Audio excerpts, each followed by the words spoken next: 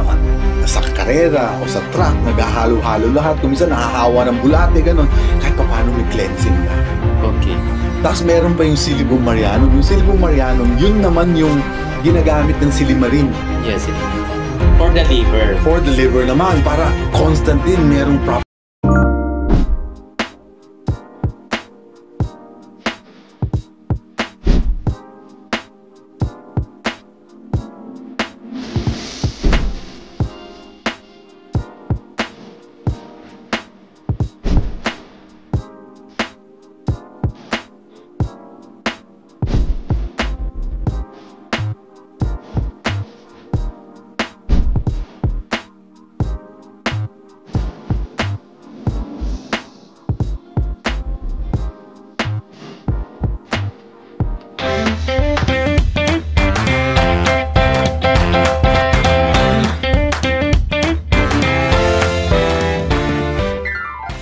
Walang sa karera o sa truck, naghahalo-halo lahat. Kung minsan nahahawa ng bulate, ganun. Kahit pa paano may cleansing ka.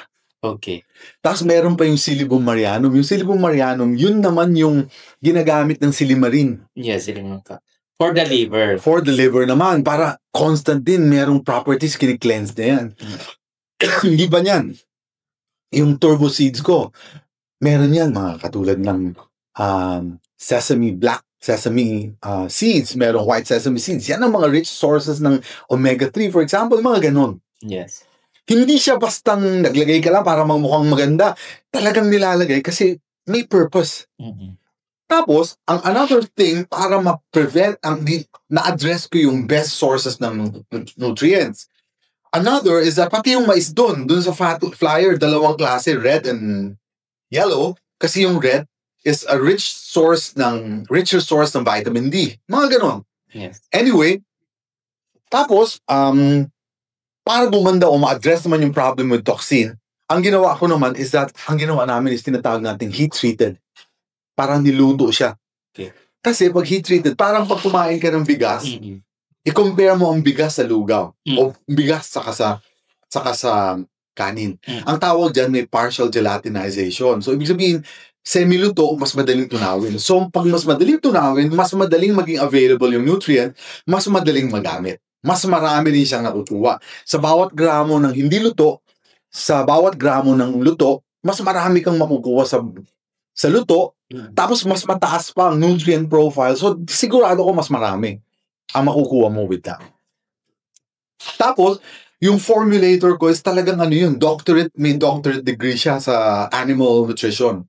So talagang gano'n. Although hindi ko siya talaga ina-advertise heavily kasi ang purpose ko lang, pag may gustong kumuha, para lang may kasabay ako, para makuha ko yung minimum volume. Okay, kasi hindi ko kaya ubusin eh. Yung yes. Kaya actually kung pwede kong dati, ang purpose ko akin lang eh. For use. Pero hindi ko kaya yung volume, masisira lang. So, sige, pag may gustong kumuha, okay lang. Ganun.